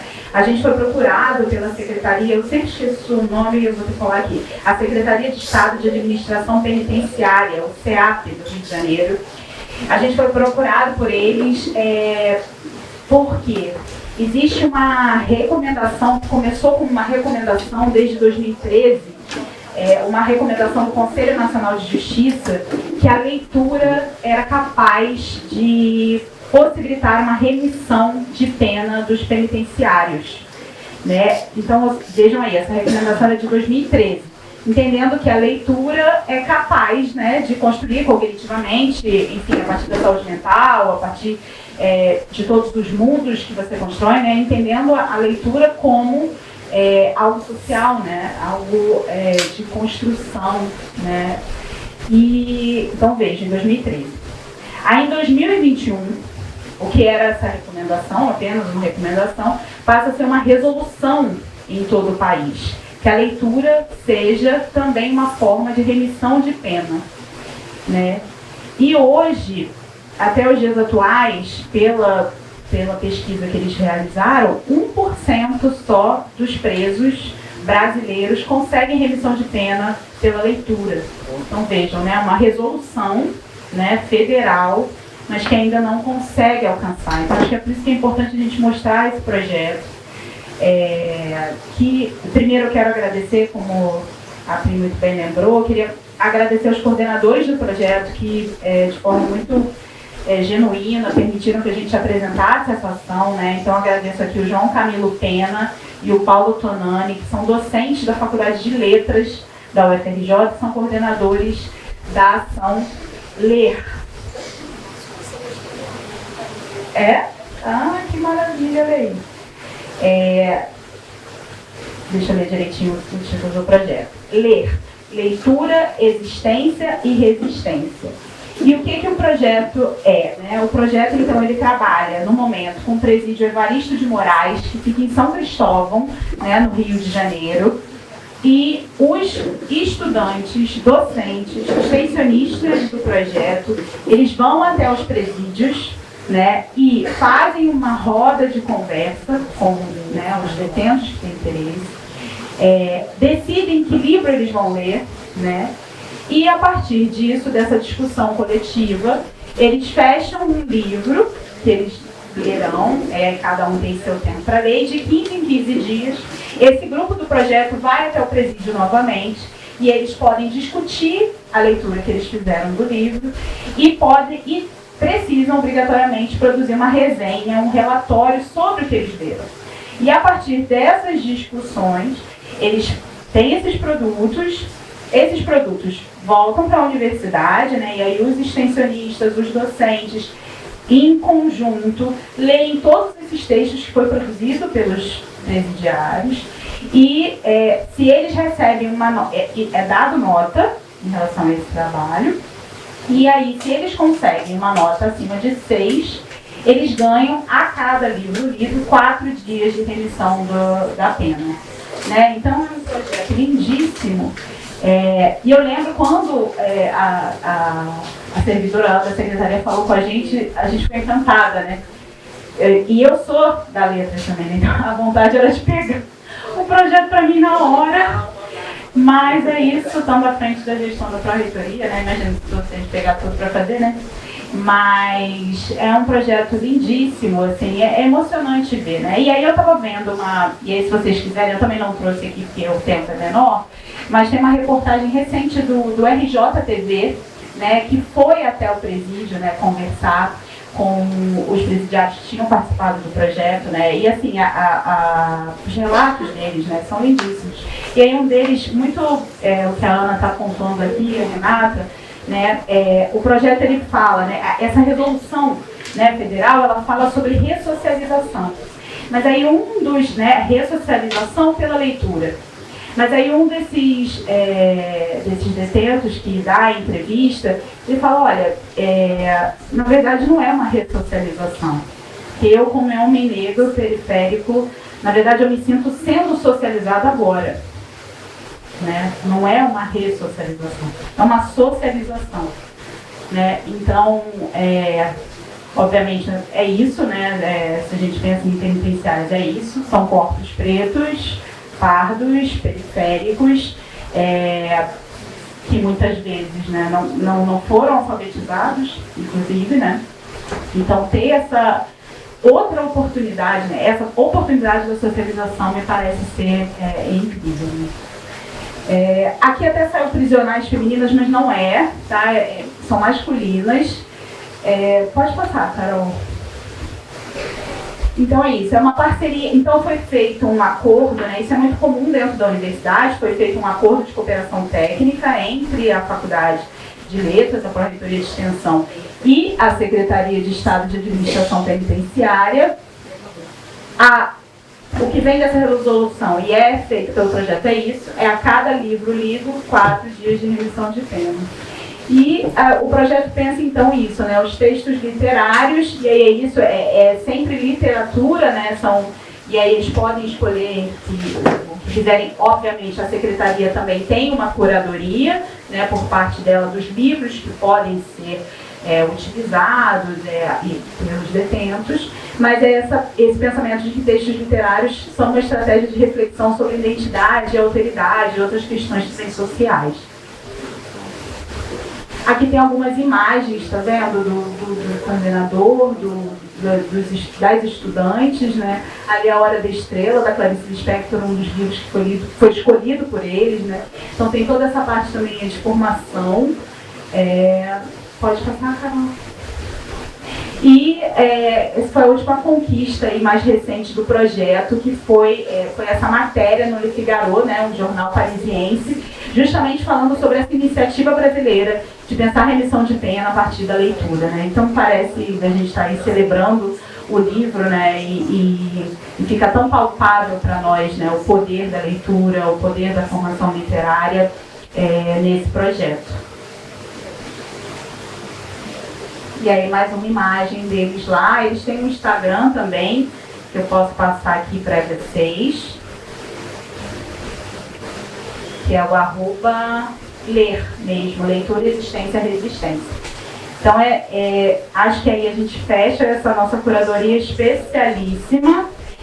Eu quero também, você quer falar antes? Porque a gente pensou em abrir para vocês, se vocês tiverem qualquer dúvida. Eu sempre brinco que, assim, toda vez que a gente vem a qualquer lugar que não seja o UFRJ, representando o UFRJ, a gente, de certa forma, vira conhecendo o UFRJ também, né? Então, eu sei que pode ter muita gente aí com alguma dúvida, alguma pergunta, então não fiquem acanhados. Vou passar então para a Renata, enquanto isso vocês pensam. Qualquer dúvida, qualquer curiosidade que vocês têm do UFRJ, a gente pode tentar responder. Fazer mais um jabazinho. É que esse vídeo que vocês viram no início do Esqueceram da Eja está no nosso canal do YouTube, e lá tem um outro vídeo que a gente produziu já há alguns anos atrás também, que traz os relatos dos estudantes da EJA. Então, um desses relatos que a Ana falou, além desse relato que a Ana falou que teve na festa que a gente levou lá, tem outros, né? Inclusive do que a gente chama do Seu Bombeirinho, que ele diz que ele foi o fundador da Ponte Rio-Niterói, que ele construiu a Ponte Rio-Niterói. Tem outros relatos lá que eu acho que vale a pena vocês ouvirem e entenderem melhor quem são esses sujeitos da EJA. Sobre a EJA foi bom você falar, porque eu sou professora do curso de graduação do CEDERJ e da disciplina de português instrumental, e a gente já recebeu vários tutores com formação no curso de vocês. E no nosso Instagram tem várias dicas de leitura também, que a gente tem um quadro no Instagram que é de dicas de leitura, e os nossos extensionistas sempre trazem obras muito interessantes lá. Então, mas deixa eu passar aqui para a plateia, que temos questões. Eu vou pedir licença e vou começar então abrindo para as perguntas. Meu nome é Leandro Melquiades, eu faço parte da equipe de produção da Casa da Favela.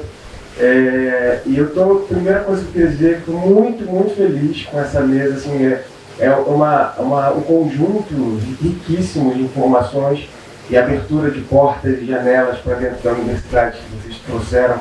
E eu estou muito feliz de poder ter podido ficar aqui participando disso. Então, muito obrigado. Além de fazer parte da equipe de produção, eu também sou professor de língua portuguesa, formado pela UF, fiz latim, e além de ser professor, eu sou empresário também. Tem uma empresa que chama Era Uma Vez o Mundo, e Era Uma Vez o Mundo é uma empresa que cria brinquedos, bonecos e bonecas e livros de tecido, e a gente cria representatividade preta para as crianças a partir do protagonismo infantil preto, né?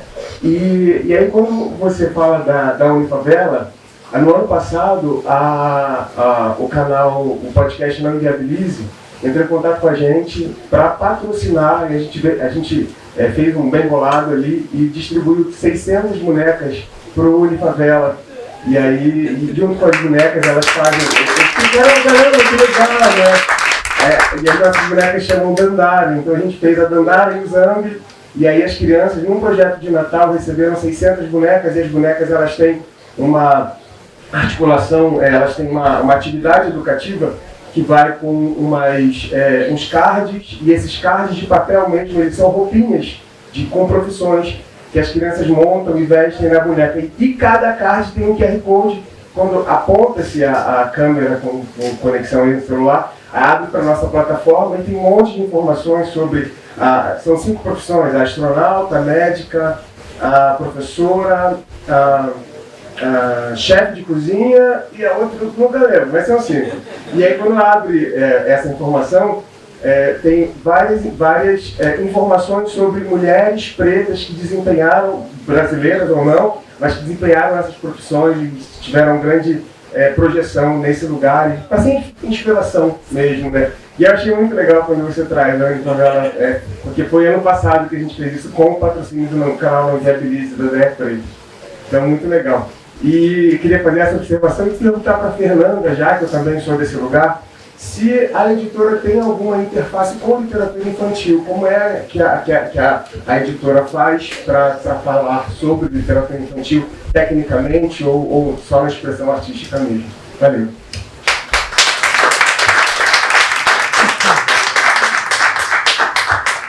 Infelizmente, a editora Jonathan não entrou ainda na área da literatura infantil juvenil, mas é um projeto, várias editoras universitárias brasileiras estão nesse caminho, né? A UFMG, a Unesp, as editoras nordestinas têm trazido para a gente não só a questão da infância juvenil, mas também da acessibilidade, né? Que isso também é uma outra questão que a editora já precisa avançar bastante. Eu acho que a gente vai ter, a partir de agora, esse apoio da DIRAC, que é uma divisão de acessibilidade também, que é um caminho que a gente precisa. Então, assim, claro que a gente é uma editora universitária, focada na questão técnica, científica e artística, e é importante, assim, a Unesp tem uma coleçãozinha que eu acho maravilhosa, que é para criança, por que o gelo derrete? Por que o céu é azul? Então, assim, esse seria uma bela entrada para a gente também para as escolas de ensino fundamental e médio, que é uma atividade que a gente tem feito, né? A gente tem ido às escolas, a gente tem participado de várias feiras de livros nas escolas de nível fundamental e médio, mas a gente tem ido assim com os nossos autores e falar sobre temas da natureza, da violência sexual, da violência doméstica, mas aquele aluno, ele não vai ler o nosso livro, o professor dele vai, o pai, a mãe vai ler, mas a criança não.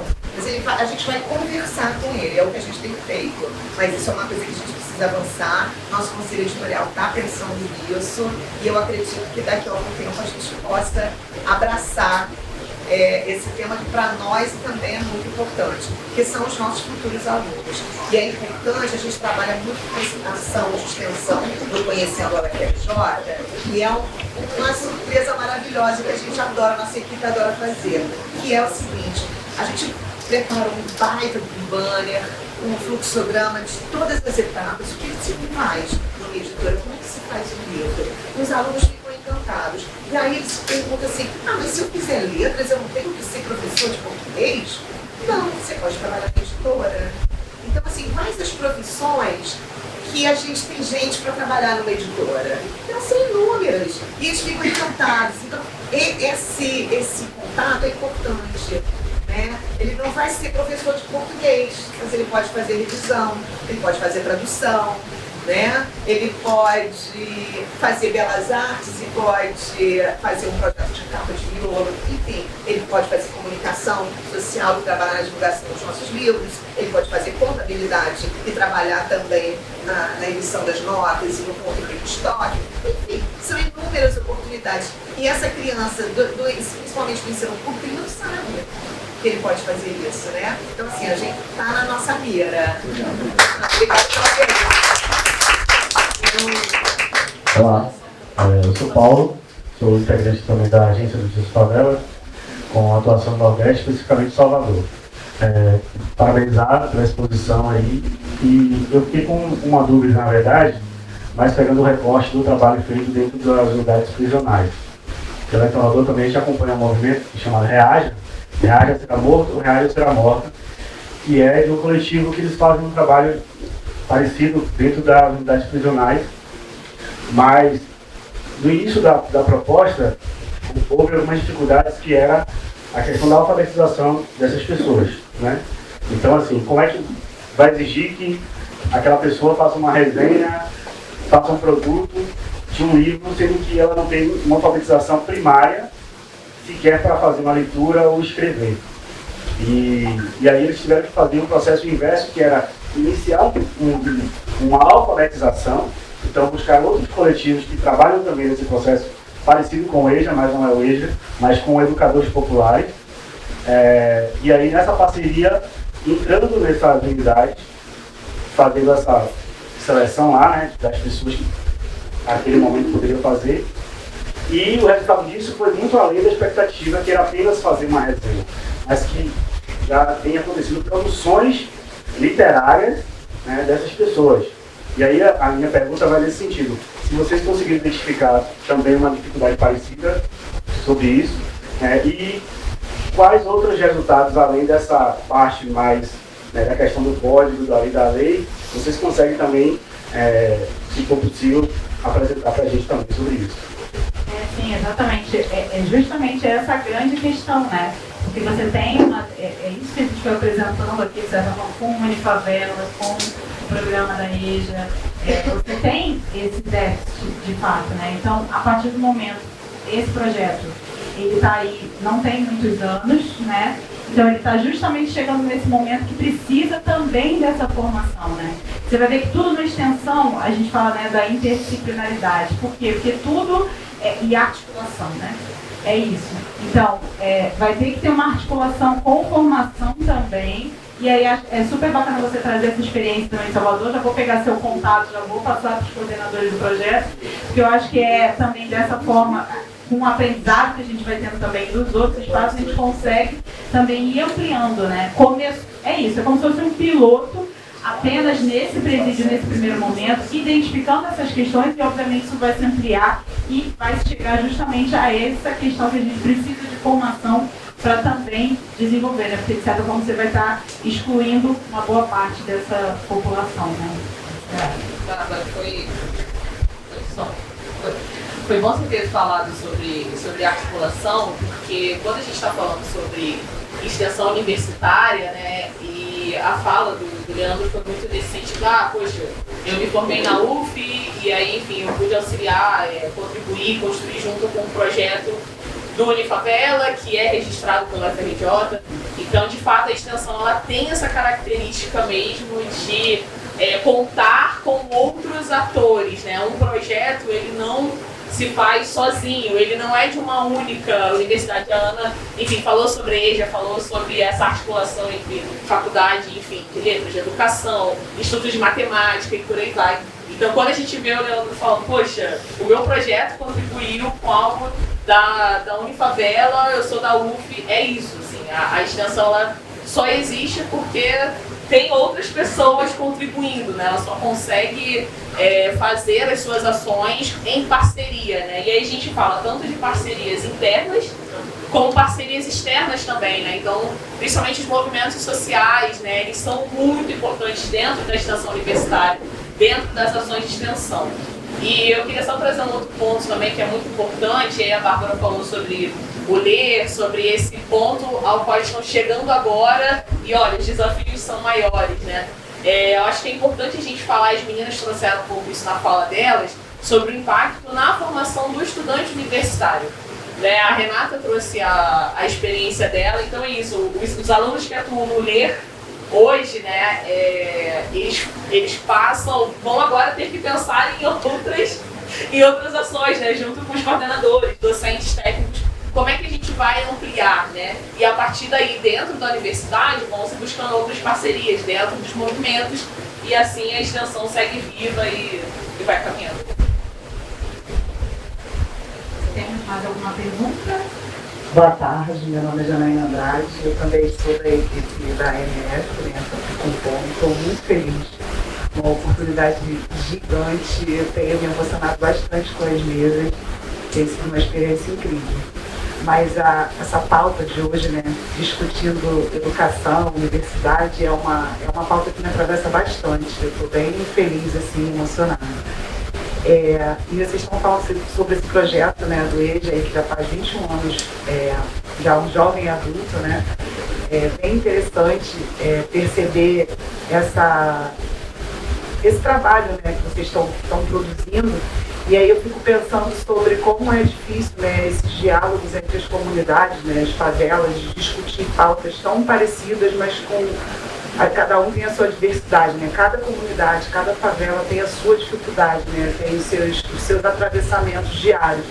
E eu queria entender como que vocês conseguem, ou se já é feito, ou se vocês pensam num diálogo mais próximo com as outras comunidades para entender os desafios e fazer com que isso aconteça com mais facilidade, né? Eu fui uma pessoa que tive essa dificuldade, né? Eu ainda não consegui acessar a universidade, mas é uma questão importante para mim, né?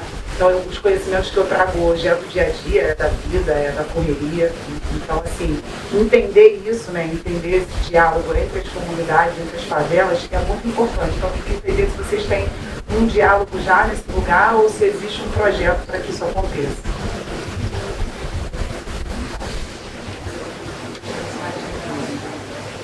A gente tem, quando eu comecei a falar com vocês, né, sobre a Universidade Federal do Rio de Janeiro, que é a maior federal, né, do Brasil, a gente tem um desafio, quer dizer, muitos desafios nesse percurso, né? E um deles é justamente esse, de ser uma universidade gigante, ter mais de 1.300 ações.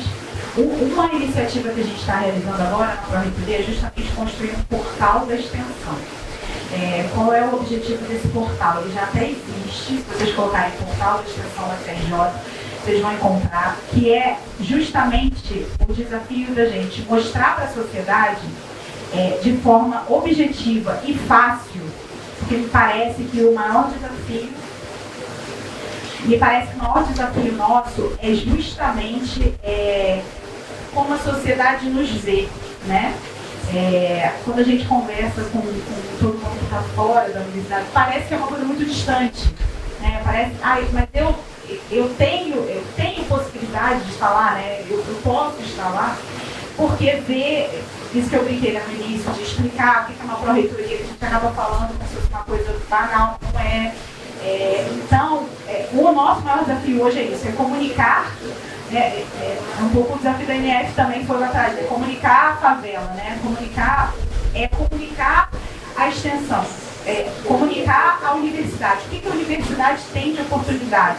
Porque parece fácil, mas não é, né? Você tem toda uma estrutura que muitas vezes é rígida, e aí me parece que a extensão, a gente tem que ter esse compromisso, porque a extensão é a parte não rígida da universidade, né? Quando eu falo de rigidez, é essa questão da graduação mesmo, desses processos, de disciplinas, né?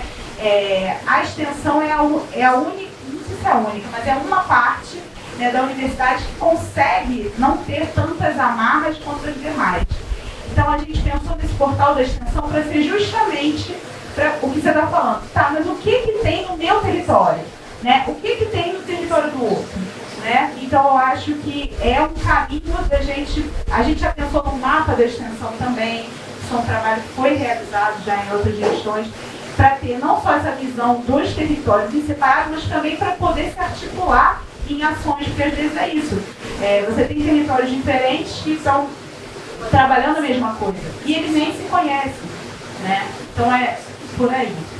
Só complementando um pouco isso que a Bárbara está falando, a gente também, na Pró-Reitoria de Extensão, né, nós que somos da Superintendência de Integração e Articulação também, a gente faz articulação com outras instituições. Então hoje a gente tem algumas parcerias, uma delas é a Fiocruz, né? E aí a gente participa no comitê gestor do projeto Tecendo Diálogos, que faz parceria com o Fórum Favela Universidade e com o Fórum de Pré-Vestibulares Comunitários também do Estado do Rio de Janeiro. E o Fórum de Pré-Vestibular Comunitário do Rio de Janeiro acabou de fazer um mapa dos pré-vestibulares no Estado.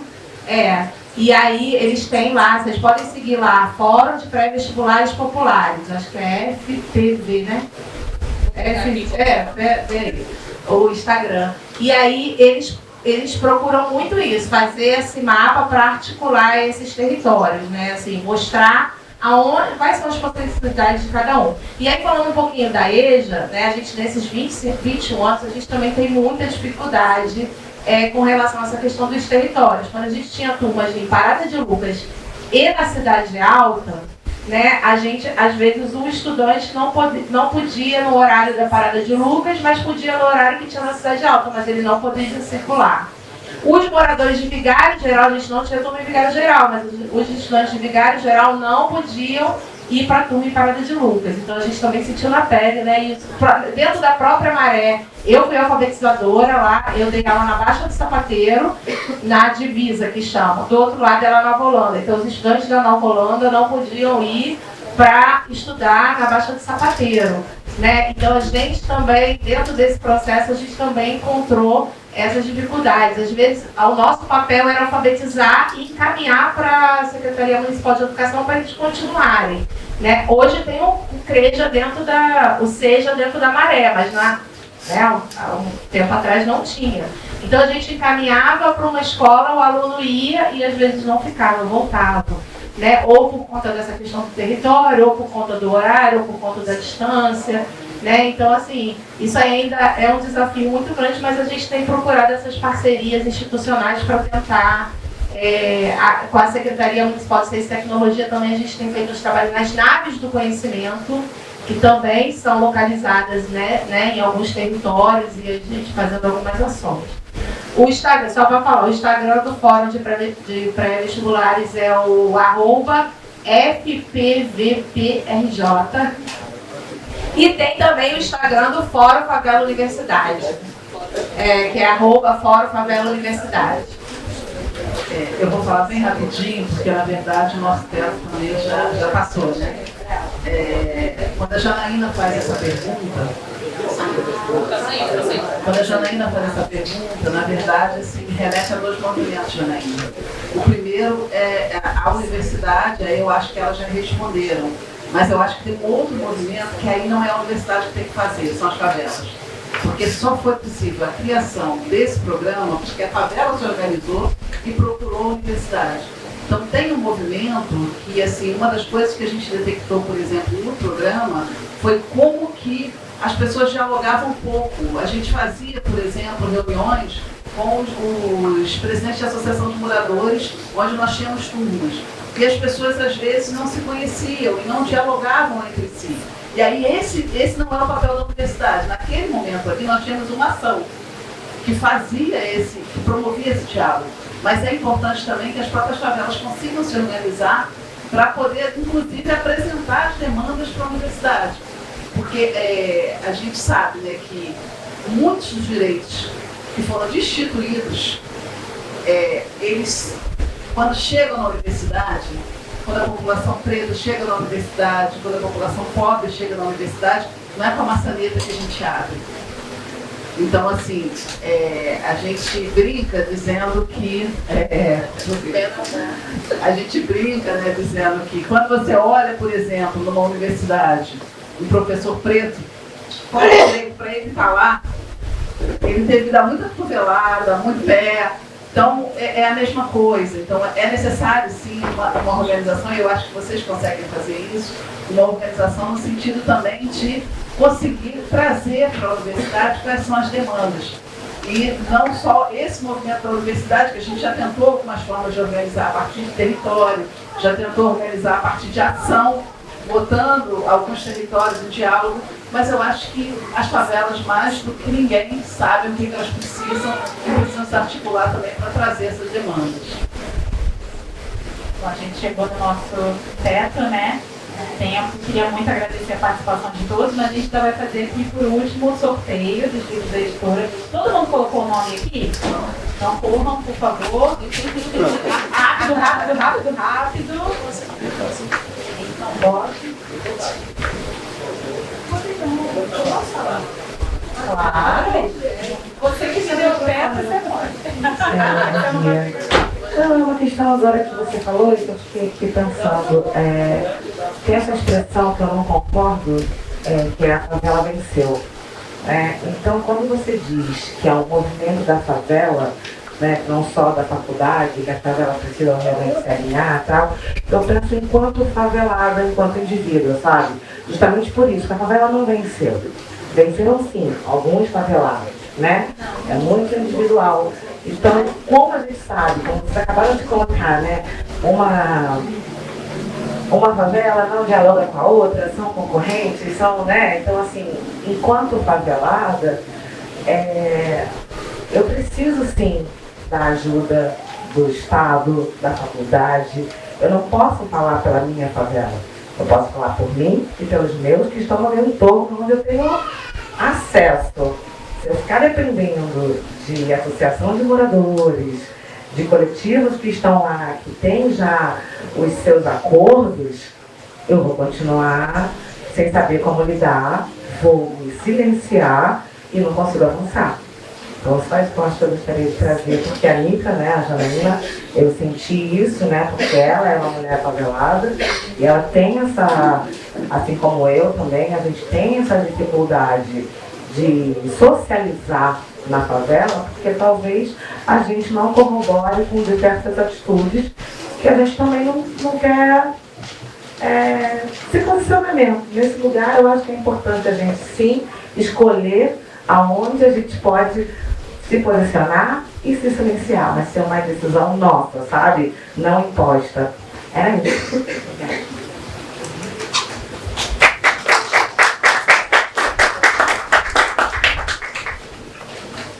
Nós temos 6 livros aqui da editora. Sim. Aí estava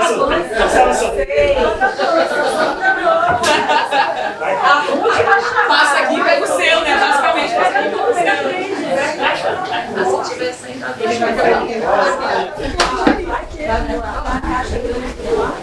São 3. São 6 tipos de números para as meninas, tá? Tá bom, é isso. Então, vamos lá.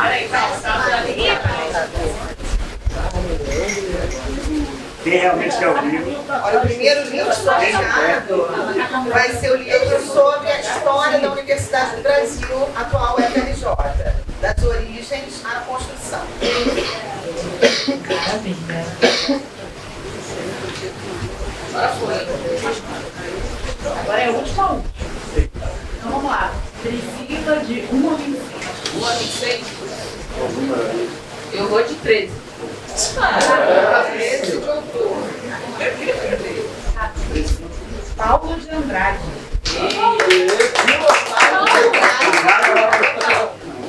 Fui eu coloquei Paulo. Realmente.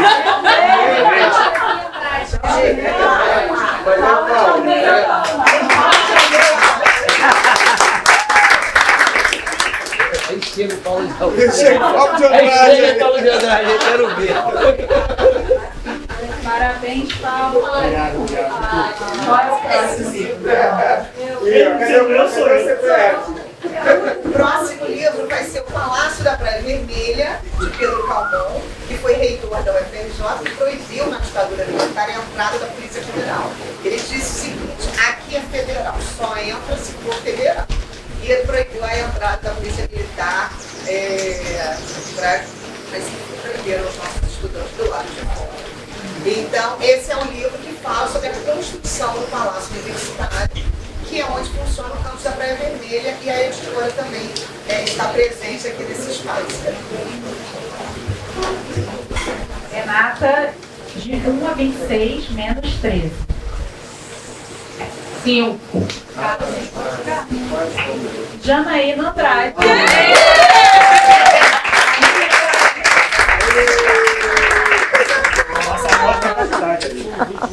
Tá vendo?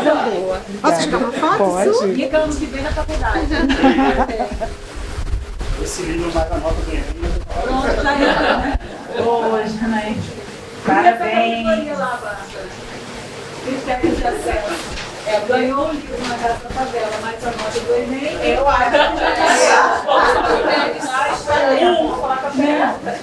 Com a reitoria de graduação. Ana, de 1 a 26, menos 13, menos 5.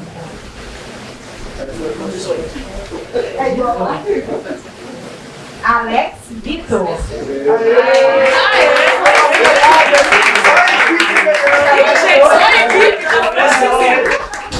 Olha, o livro agora é Educação e Direito, do Alex Teixeira, não precisa dizer mais nada.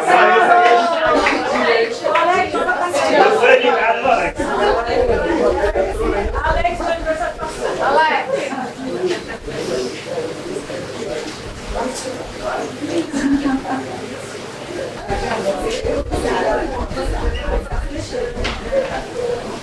Fernandinha, anuncia o livro primeiro.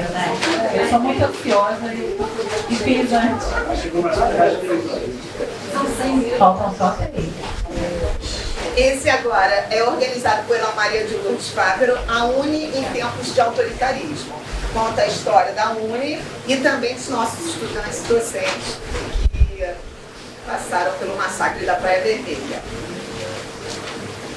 Agora é exercício de memória para mim, né? Que é 1 ao 26, menos 5, menos 13, menos 18. É igual a 11. Laís. Laís foi embora. Gravem aí, por favor, que Laís é uma pessoa sortuda, mas desperdiçou sua sorte nesse momento. Né? Então, 11 menos 1, 10. Jaque. Aí, gente!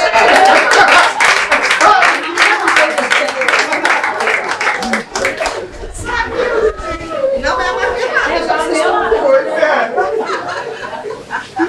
É auditoria. Vai ter. Auditoria. Auditoria interna. Você falou do livro, eu também falei. Fala aí agora.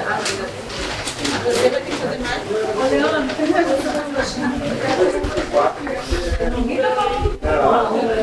Esse livro é Relatos de Combate e Movimentos Sociais durante a Pandemia.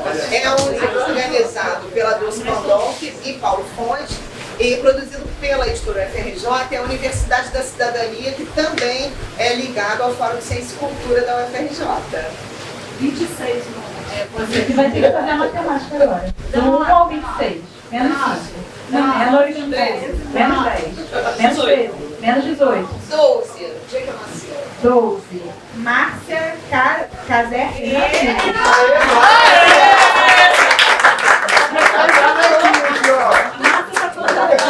Vou militar, vamos no mistério.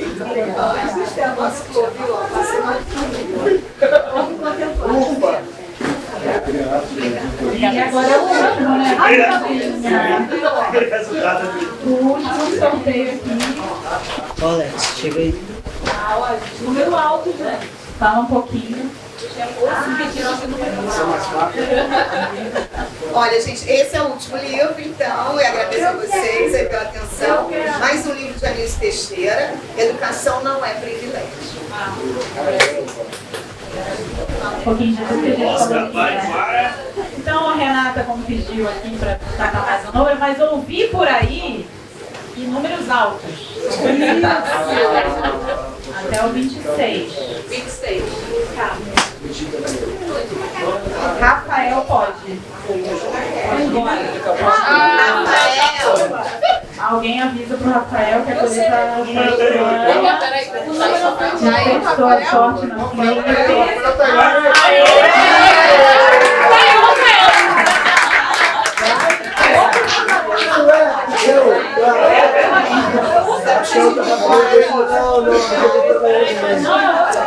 Oh, vem aqui logo, rapaz. É outro Rafael. É isso, gente. Muito obrigada. Bom restantezinho.